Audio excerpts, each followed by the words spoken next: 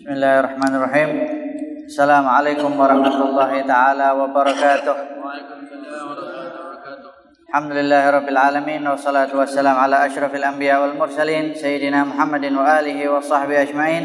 Allahumma shalli wa sallim ala sayyidina Muhammadin miftahi babi rahmatillah adada ma fi ilmillah salatan wa salaman daimain bidawami mulkillah wa ala alihi wa sahbihi wa mawalah. Allahumma shalli wa sallim ala sayyidina Muhammadin nuri syamsil irfan wa mahbati asraril Qur'an al-munqidhul azim wal mursyidul hakim ila siratikal mustaqim wa ala alihi haqqa qadrihi wa miqdarihi al-azim. Amma ba'd.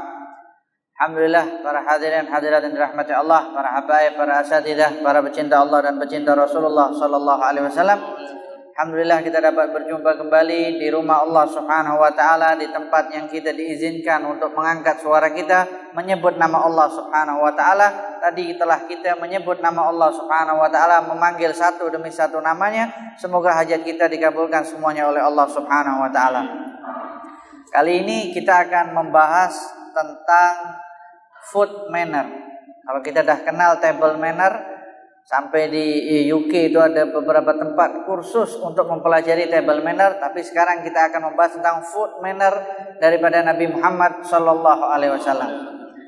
Di sini Nabi Muhammad sallallahu alaihi wasallam pernah mengajarkan kepada Amr bin Abi Salamah. Kuntu ghulaman fi hujrin Nabi sallallahu alaihi wasallam wa kanat yadi tatishu fi as-sahfah. Faqala li ya ghulam samillah wa kul bi yaminik wa kul mimma yalik. Dan kemudian Amr bin Abi Salamah ini tak tahu macam mana cara makan yang baik, tata krama yang baik ketika makan. Kemudian pernah suatu ketika beliau makan bersama Nabi Muhammad sallallahu alaihi wasallam. Dan Amr bin Abi Salamah ini mengatakan, aku ni setiap makan selalu buat campur. Aduk sana, campur sini. Jadi tempat makan itu kacau bilau, dikacau sana, dikacau sini. Sebab itu kebiasaan dia. Waktu makan bersama Nabi Muhammad sallallahu alaihi wasallam, dia terus makan, kemudian Rasulullah ajarkan kepada dia, wahai pemuda, sebutlah nama Allah. Samillah, ucapkan bismillah. Dan kemudian karena dia kacau makan sana makan sini, dia tak makan pakai satu tangan, tapi dia makan pakai dua tangan. Sekejap kanan, sekejap kiri, sekejap kanan, sekejap kiri. Sebab itu dulu guru saya mengatakan di Yaman, Syekh Mur'i Mufti Hudaidah, man akala bitintaini ikhtanak.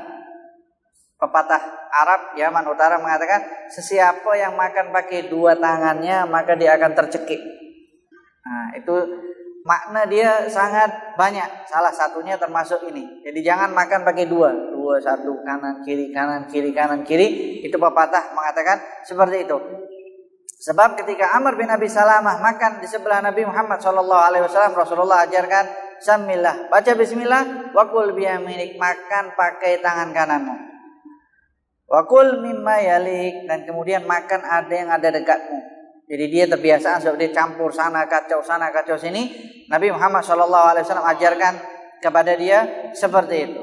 Dan kemudian Rasulullah sallallahu alaihi wasallam juga mengajarkan kepada Sayyidah Aisyah macam mana ketika kita makan. Di sini Sayyidah Aisyah mengajarkan, idza akala ahadukum falyadhkur ismallah. Fa idza nasiya, sesiapa daripada kalian yang makan maka bacalah bismillah. Waktu awal nak makan. Sebab kita lepas salat Isya akan ada makan. Jadi apa yang telah kita ajarkan ini terus praktikkan. Nah, sebab setiap ilmu yang kita praktikkan, maka Allah Subhanahu wa taala akan tambah lagi ilmu yang tak akan pernah kita sangka-sangka, dan ilmu itu akan kekal bersama kita. Kemudian kata Sayyidah Aisyah, kalau kalian lupa baca bismillah di awal, mungkin lepas sholat Isya dah lapar sangat, atau mungkin ini ustaznya ceramah lama sangat bercakap, dia dah lapar, sampai dekat tempat makan tengok daging, dah lupa semuanya. Baru tengok daging dia dah lupa dunia. Terus dia makan, lupa baca bismillah. Kata Sayyidah Aisyah, kalau dia lupa, falyaqul bismillahi awwalihi wa akhirihi wa fi wasatihi wa kulli syai'in minhu. Kalau dia lupa baca bismillah, kemudian tengah-tengah makan dia ingat, oh iya aku belum baca bismillah lagi, maka dia baca bismillah. Bacaan dia bukan bismillahirrahmanirrahim, tapi bacaan dia bismillahi awwalihi wa akhirihi wa fi wasatihi wa kulli syai'in minhu. atau terlalu panjang Ustaz? Oke, bismillahi awalihi wa akhirihi. Itu ketika kita masih ingat di tengah-tengah. Dan kemudian juga Sayyidah Aisyah mengajarkan kepada kita, kalau kita tengah makan sama-sama satu pinggan, satu satu talam, bukan satu tilam, satu talam, makan sama-sama. Yang nanti sekejap lagi pun kita makan sama-sama. Kalau di kawasan orang-orang sebelah kita tak ada yang baca bismillah, kata Sayyidah Aisyah, falyaqul bismillah. Kita baca bismillah dulu. Tengah makan lagi, ini orang tak ada satu pun yang baca bismillah, kata Sayyidah Aisyah, wa fitsaniyah bismillahirrahman. Yang kedua baca bismillahirrahman. Pun kawan-kawan kita masih je makan dengan sedapnya, kata Sayyidah Aisyah, wa fitsalitsah bismillahirrahmanirrahim yarfa'u sautahu bitasmiyah. Yang ketiga baca bismillahirrahmanirrahim supaya orang semua dengar. Oh iya, aku lupa baca bismillah. Supaya mengingatkan sebelah-sebelah kita. Dan kemudian kalau kita semuanya lupa, nak makan lupa baca bismillah, pertengahan pun lupa baca bismillah, pun yang sebelah-sebelah kita tak ada yang mengingatkan bismillah, selesai makan dah kenyang, kita baru ingat, ya Allah lupa baca bismillah. Apa yang kita baca? Di sini Sayyidah Aisyah mengajarkan kepada kita, fa in lam yatadzakkar hatta farigha qara'a surat al-ikhlas.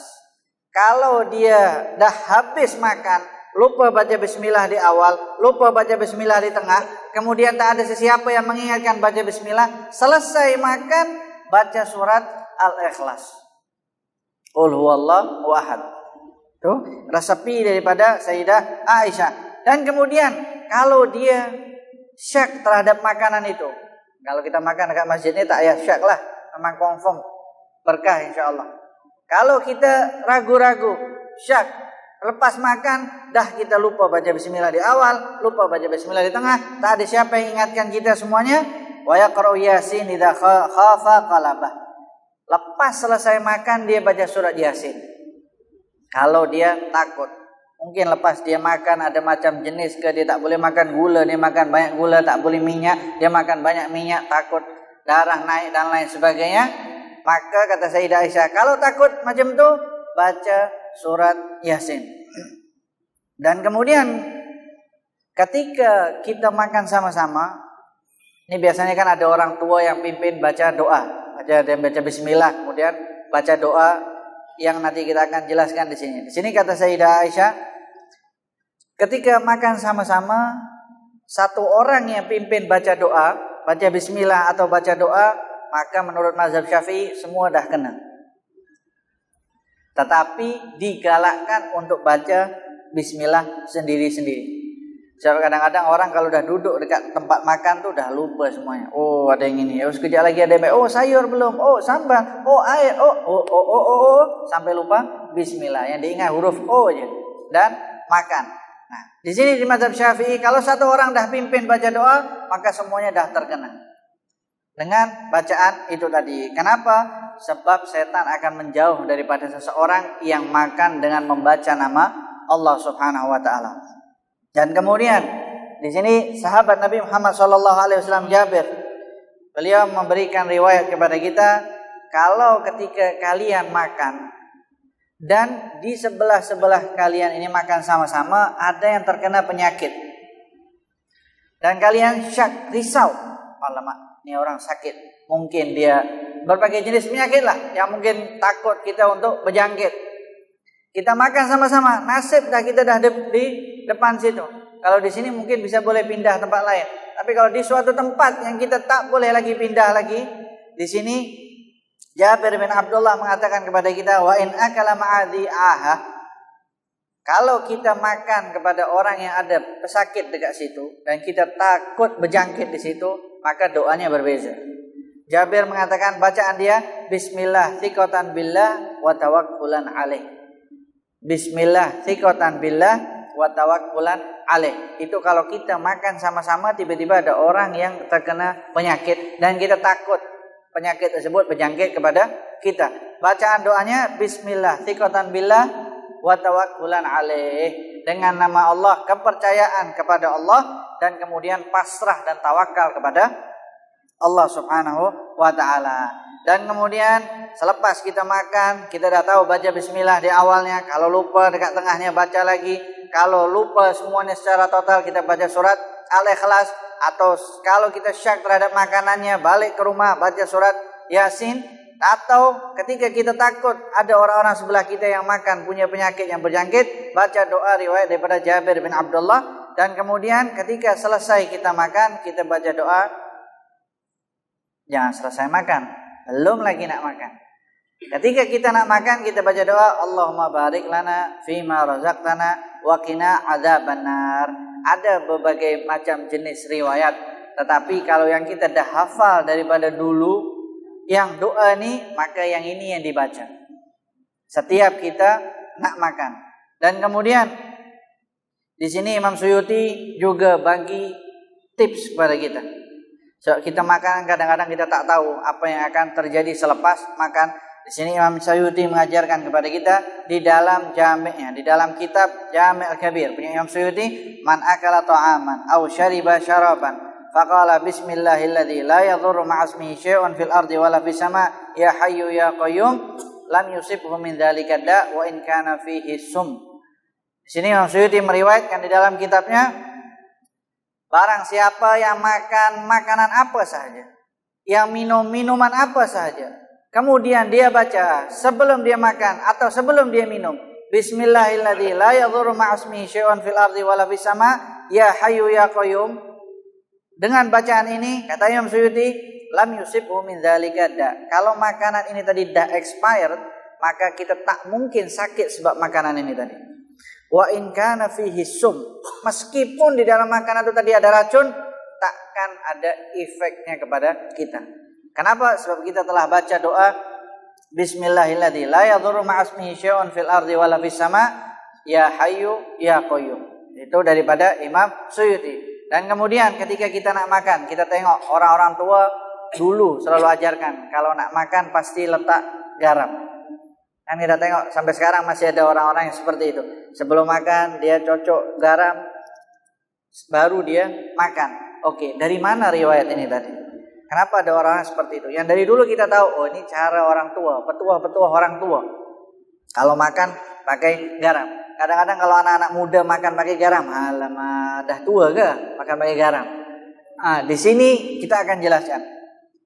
Riwayat makan pakai garam ini adalah riwayat daripada Sayyidina Ali bin Abi Thalib. Beliau mengatakan, ibda ta'amaka bil milh wakhtimhu bihi.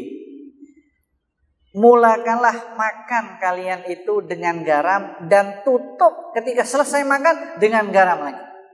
Ini tips food manner daripada Sayyidina Ali. Kenapa? Fa innal milha shifaa'un min 70 da'. Karena garam ini adalah penawar dari 70 penyakit. Minha al-junun wal baras wal juzam wa waj'ul batni wal aghras. Kata Imam Ali sebutkan salah satu penyakit yang dapat ditawarkan atau disembuhkan ketika seseorang sebelum makan cocol garam, selesai makan pun dia makan garam lagi. Salah satu penyakitnya adalah yang pertama gila. Orang yang makan itu tak akan gila. Dan kemudian dia tak akan kena baras atau juzam. Dia tak akan kena lepra atau tak akan kena penyakit kusta. Dan yang kemudian keempat, dia tak akan terkena sakit perut. Perut dia tak akan sakit. Dan yang kelima, dia tak akan kena penyakit gigi geraham. Gigi geraham dia tak akan sakit. Kenapa? Sebab dia sebelum makan dia pakai garam.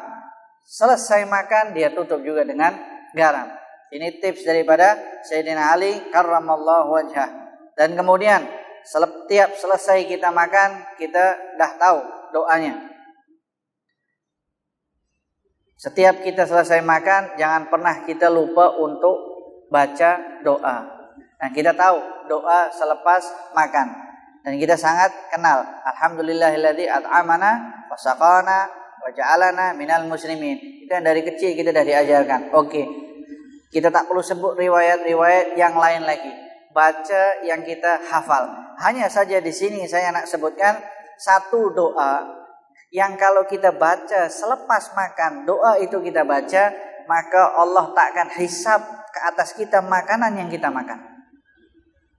Kenapa Allah akan hisab makanan yang akan kita makan? Ingat Allah sebut di dalam Al-Quran, "Tsumma latus'alunna yauma idzin 'anin na'im." Setiap daripada nikmat kalian pasti akan ditanya oleh Allah Subhanahu wa taala. Makanan yang kita makan nih pasti akan disoal oleh Allah Subhanahu wa taala, kecuali selesai makan kita baca doa ini daripada Sayyidina Abdullah bin Abbas. Di sini beliau mengatakan doanya, Allahumma inni as'alukal mahabbah waz zinah. Ya Allah, aku minta cinta dan keindahan. Wa a'udzubika minas sibabi wal ghibati wal fitnah, dan aku berlindung kepadamu dari sifat saling mencaci, ghibah, dan saling memfitnah satu sama lain. Kata Sayyidina Abdullah bin Abbas, "Faman qala dzalika lam yuhasibhu Allahu ala akli dzalika ta'am."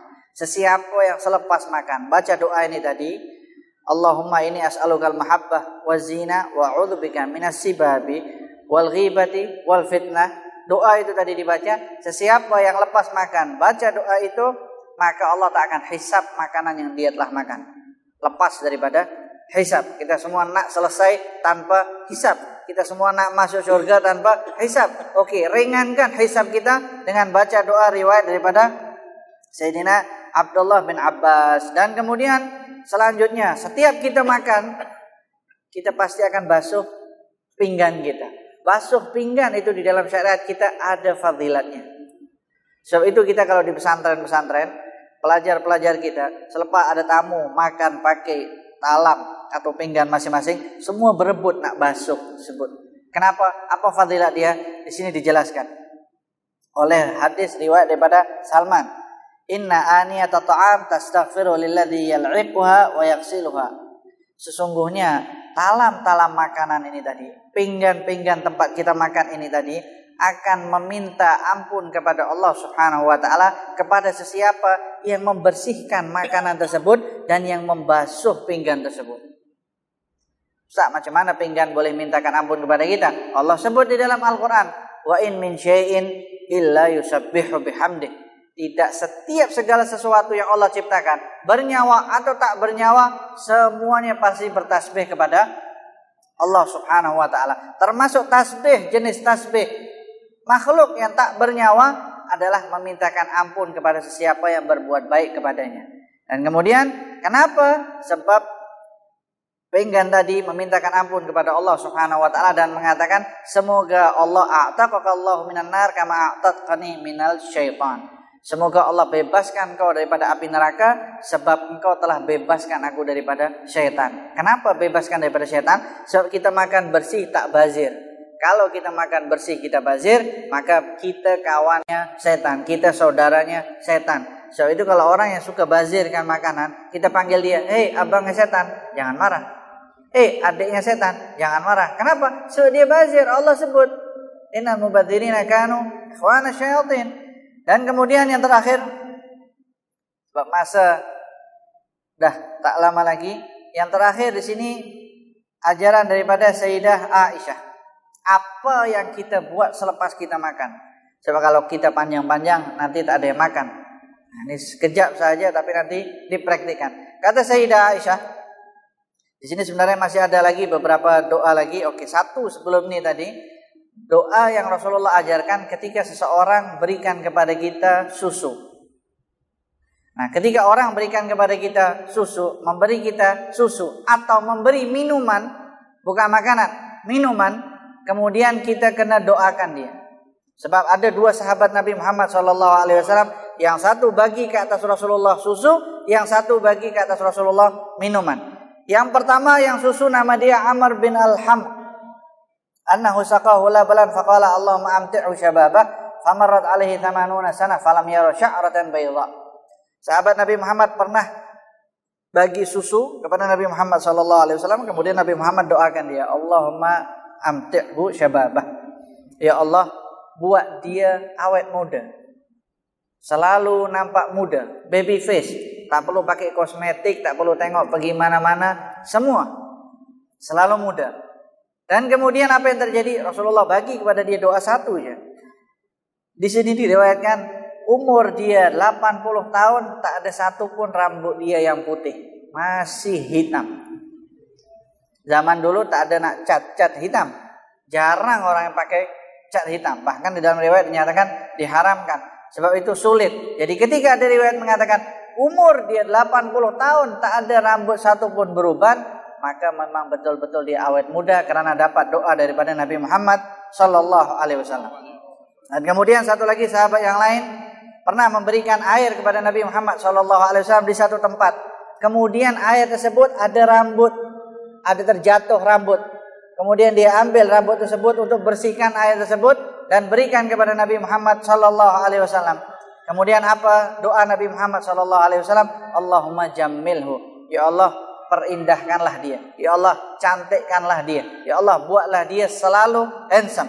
Di sini perawi mengatakan faraaituhu ibna 93 sana aswadur ra'si wal lihya. Aku tengok sahabat yang tadi bersihkan rambut daripada air untuk berikan kepada Nabi Muhammad sallallahu alaihi wasallam dan dapat doa daripada Nabi Muhammad sallallahu alaihi wasallam. Umur dia 93 tahun, rambutnya masih hitam, janggutnya pun masih hitam. Kenapa? Sebab dapat doa daripada Nabi Muhammad sallallahu alaihi wasallam. Maknanya setiap kita diberikan oleh orang susu, maka doakan kebaikan. Setiap kita diberikan minuman yang sedap, doakan kepada orang tersebut apapun doa jenis kebaikan untuk orang tersebut. Dan terakhir, penutup Sayyidah Aisyah mengatakan kepada kita selepas kita makan, beliau mengatakan, riwayatnya mengatakan, adzibu ta'amakum bi dzikrillah wassalah wa la tanamu alaihi fataksu qulubakum. Lepas kalian makan, ini kan kalian sekejap lagi nak makan, maka kata Sayyidah Aisyah, hadam makanan kalian itu dengan berzikir kepada Allah Subhanahu wa taala. Makan sampai kenyang boleh Ustaz? Boleh, makan. Nak minta tambah, minta kepada pengurusi. Kalau dibagi, boleh. Makan lagi sampai kenyang. Tapi kata Sayyidah Aisyah, lepas kalian makan, bantu perut kalian untuk menghadam makanan kalian dengan cara apa? Dengan cara berzikir kepada Allah dan sholat. Kemudian kata Sayyidah Aisyah, jangan sampai kalian selepas makan terus tidur. Tak boleh. Apa efek dia? Ketika seseorang makan kenyang, terus dia tidur, maka hatinya akan keras. Dan Imam Nawawi di sini jelaskan apa yang dimaksud sholat yang diajarkan oleh Sayyidah Aisyah selepas kita makan. Imam Nawawi mengatakan di dalam kitabnya Al-Bayan, wadhalika imma shalat rak'atain aw qira'atu juz aw yusabbih mi'at tasbihah. Maksudnya sholat yang diajarkan oleh Sayyidah Aisyah riwayat tadi di sini, sholat 2 rakaat selepas dia makan, atau dia baca 1 juzuk Quran, atau dia baca tasbih 100 kali. Itu membantu perut kita menghadam makanan yang telah kita makan. Ini adalah food manner daripada Nabi Muhammad SAW yang diajarkan kepada kita, disampaikan kepada kita.